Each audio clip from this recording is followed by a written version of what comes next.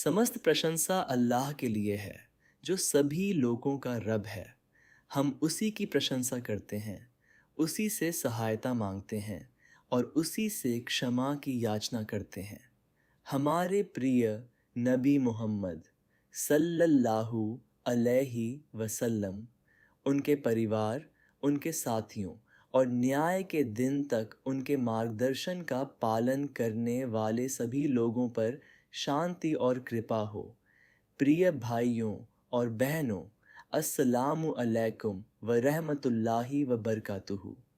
आज मैं एक ऐसी चीज़ के बारे में बात करना चाहता हूँ जिसका अनुभव लगभग हर व्यक्ति ने किया है, लेकिन बहुत कम लोग जानते हैं कि इससे कैसे निपटना है। भावात्मक दर्द। भावात्मक दर्द से हमारा क्या तात्पर्य है? भावात्मक दर्द एक अजीब तरह का दर्द है ना? इसे कोई नहीं देख सकता। इसके लिए कोई पट्टी नहीं है, कोई बैसाखी नहीं है, कोई प्लास्टर नहीं है।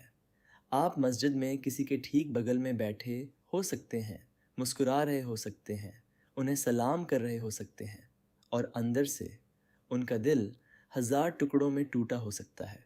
यह इस दर्द की प्रकृति है। यह खामोश है, लेकिन यह भारी है। यह छाती पर बैठ जाता है और कभी कभी यह वास्तव में सांस लेना मुश्किल कर देता है। आइए देखें कि यह दर्द कौन से कुछ रूप लेता है।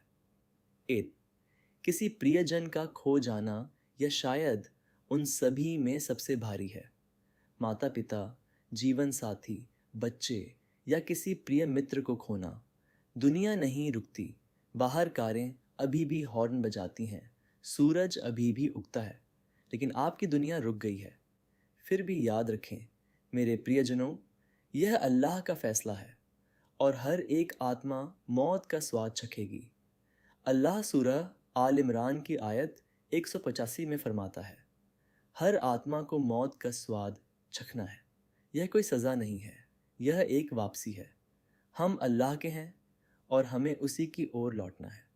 जब किसी का देहांत हो जाता है तो हम उन्हें वापस नहीं ला सकते, लेकिन हम दुआ, उनकी ओर से दान, सदका और नेक कामों के ज़रिए उनसे प्यार करना जारी रख सकते हैं। मौत सांसारिक साथ को समाप्त कर देती है, लेकिन यह सच्चे प्रार्थनाओं के प्रतिफल को समाप्त नहीं करती है। 2. विश्वासघात। आपने अपने पूरे दिल से किसी पर भरोसा किया।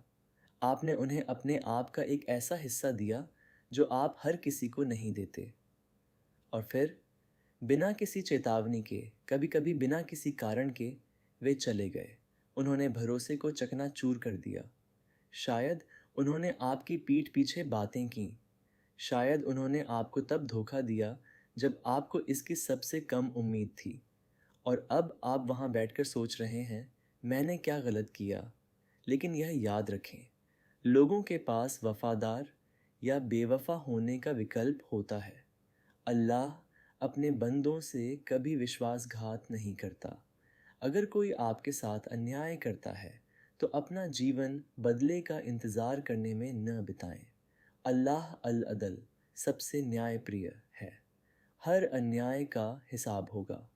कुरान हमें सूरह इब्राहिम की आयत 42 में याद दिलाता है, और यह न सोचना कि अल्लाह जालिमों के आमाल से बेखबर है। न्याय अल्लाह पर छोड़ दें। अपने दिल को उस चीज़ को उठाने से आज़ाद करें जो अल्लाह का अधिकार है। 3. असफलता। किसी परीक्षा में, नौकरी में या सपने में आपने अपना सब कुछ दे दिया। देर रात तक जागना, तड़के उठना, सच्चा प्रयास, और फिर भी बात नहीं बनी। अस्वीकृति पत्र आ गया। परिणाम वह नहीं थे जिसके लिए आपने दुआ की थी, और अब आप पूछ रहे हैं, क्या वह सारा प्रयास बेकार था? कभी कभी अल्लाह एक दरवाज़ा इसलिए बंद कर देता है क्योंकि वह दूसरा दरवाज़ा का देखता है जिसे आप अभी नहीं देख सकते। किसी देरी को इनकार समझने की भूल न करें। हम इतनी आसानी से क्यों टूट जाते हैं? यहाँ एक ऐसी बात है जिसके साथ मैं चाहता हूँ कि आप वास्तव में बैठें और विचार करें। मेरे भाइयों और बहनों, जिस वजह से यह दर्द इतना गहरा होता है, वह अक्सर यह है कि हम अपने पूरे वजूद को, अपनी कीमत, अपनी उम्मीद, अपनी पहचान को अल्लाह के बजाय किसी व्यक्ति या लक्ष्य से जोड़ लेते हैं। हम सोचने लगते हैं, अगर मैं यह परीक्षा पास नहीं कर पाया तो मेरी ज़िंदगी ख़त्म हो जाएगी। अगर यह व्यक्ति मुझसे प्यार नहीं करता तो मेरे पास कुछ नहीं बचेगा। अगर मुझे ये नौकरी नहीं मिली तो मैं बेकार हूँ। लेकिन एक मोमिन को इस दुनिया को इस तरह देखने के लिए नहीं कहा गया है। जब हमारे दिल अल्लाह के बजाय उसकी रचना से अत्यधिक जुड़ जाते हैं तो अल्लाह अपनी दया से, मानो या न मानो, उस पकड़ को ढीला करने के लिए एक परीक्षा भेजता है। आपको नष्ट करने के लिए नहीं, बल्कि आपको आज़ाद करने के लिए।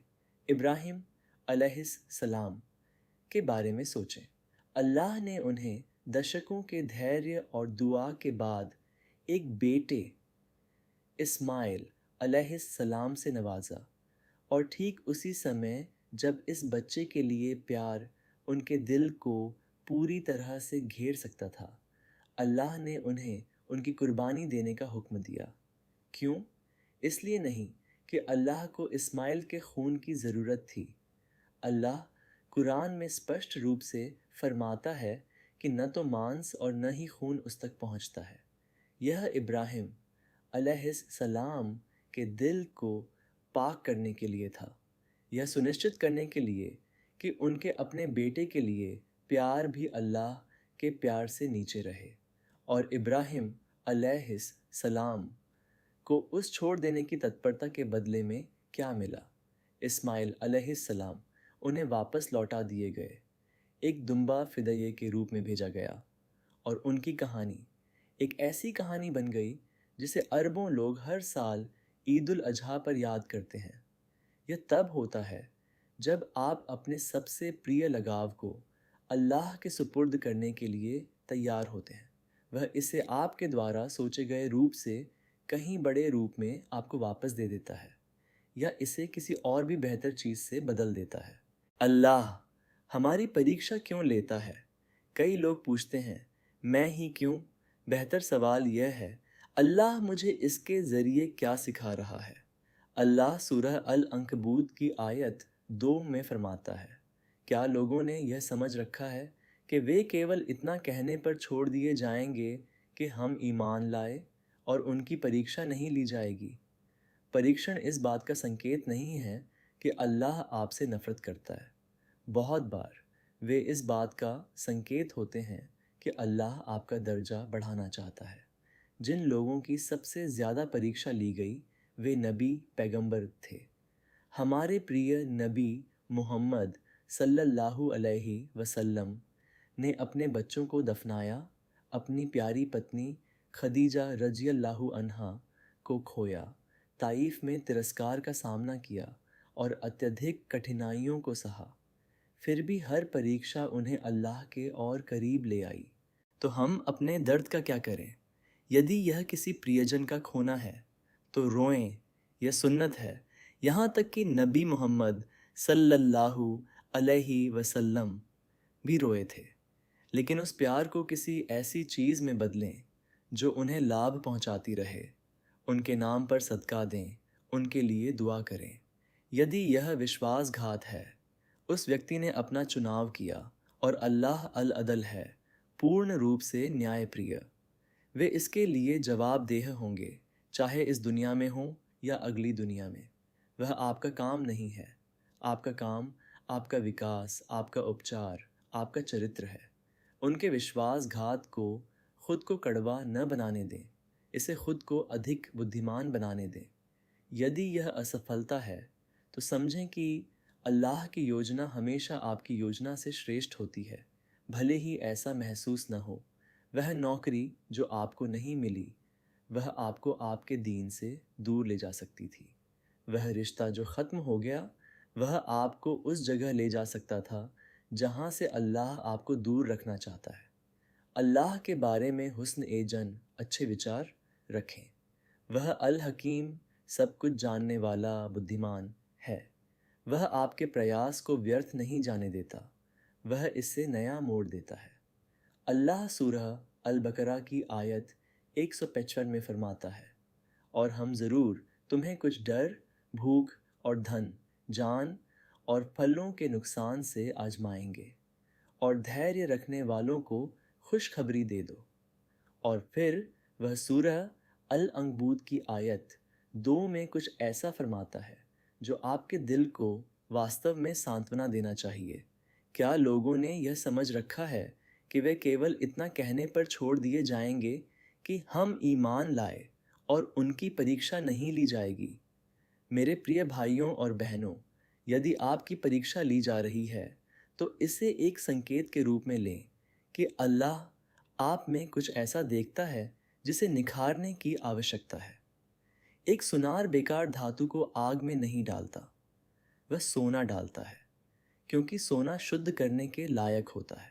हम अपनी ताकत का पुनर्निर्माण कैसे करें?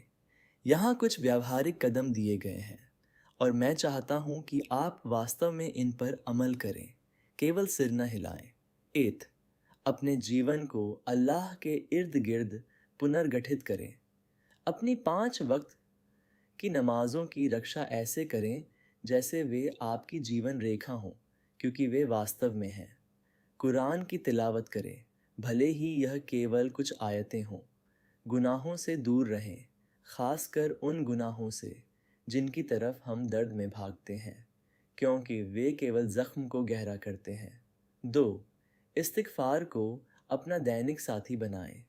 अपने दिन भर अस्तगफिरुल्लाह कहते रहें। यह केवल बड़े गुनाहों के लिए नहीं है, यह दिल को नरम करता है, बोझ उठाता है और रिज़्क़ और राहत के ऐसे दरवाज़े खोलता है जिनके बंद होने के बारे में आप जानते भी नहीं थे। 3, एक आभार पत्रिका, ग्रैटिट्यूड जर्नल शुरू करें। हर रात सोने से पहले ऐसी 3 बातें लिखें जिनके लिए आप आभारी हैं, चाहे वे कितनी भी छोटी क्यों न हो। फिर कल के लिए अपने इरादे लिखें। यह आपके दिल को केवल नुकसान पर ध्यान देने के बजाय अल्लाह की रहमत को देखना सिखाता है। 4, धीरे धीरे पुनर्निर्माण करें, एक एक टुकड़ा करके। अपने वित्त पर काम करें, अपने स्वास्थ्य पर काम करें, अल्लाह के साथ अपने रिश्ते पर काम करें। छोटे निरंतर कदम। आप एक ही बार में ठीक नहीं होते, आप एक समय में एक सूर्योदय के साथ ठीक होते हैं। एक मोमिन की तरह चलें, एक पीड़ित की तरह नहीं। मेरे प्रिय भाइयों और बहनों, इस्लाम हमें दर्द से इनकार करना नहीं सिखाता, यह हमें दर्द को खुद को परिभाषित न करने देना सिखाता है। एक मोमिन रोता है, एक मोमिन शोक मनाता है, लेकिन एक मोमिन फिर से खड़ा भी होता है। इसलिए नहीं कि वे खुद से मजबूत हैं, बल्कि इसलिए कि अल्लाह उन्हें ताकत देता है। मोमिन कहता है, मेरा दिल दुख रहा है, लेकिन मेरा रब मेरे साथ है। मेरा भविष्य अनिश्चित है, लेकिन अल्लाह की योजना पूर्ण है। मैं नहीं जानता कि कल क्या होगा, लेकिन मैं उसे जानता हूँ जिसके हाथ में कल है। वही असली ताकत है। मेरे प्रिय भाइयों और बहनों, हर दाग एक कहानी बताता है, लेकिन आपकी सबसे बड़ी कहानी कभी इस बारे में नहीं होनी चाहिए कि किसने आपको चोट पहुंचाई। यह इस बारे में होनी चाहिए कि अल्लाह ने आपको कैसे ठीक किया। एक दिन आप इस दर्दनाक अध्याय को पीछे मुड़कर देख सकते हैं और महसूस कर सकते हैं कि यही वह चीज़ थी जो आपको अल्लाह के करीब ले आई। इसलिए धैर्य रखें, अल्लाह पर भरोसा रखें, आगे बढ़ते रहें, अपनी परिस्थितियों के पीड़ित के रूप में जीवन न जिएं। एक ऐसे मोमिन के रूप में चलें जो जानता है कि अल्लाह हर अध्याय को नज़ाकत, हिकमत, रहमत और न्याय के साथ लिख रहा है। जिसने आपके दिल का इम्तिहान लिया, वही इसे ठीक भी कर सकता है। अल्लाह हर टूटे हुए दिल को शिफा दे। वह हमारे दुख को सुकून से, हमारे डर को साहस से और हमारी कमज़ोरी को ईमान से बदल दे। वह हमें हर परीक्षा में सब्र दे और हर कठिनाई को उसके करीब आने का ज़रिया बनाए। आमीन। अगर आपको हमारा यह बयान पसंद आया हो तो प्लीज़ लाइक, शेयर और सब्सक्राइब करना न भूलें। अगर आपने पहले ही सब्सक्राइब कर लिया है तो बहुत बहुत धन्यवाद। जज़ाकल्लाहु खैरन।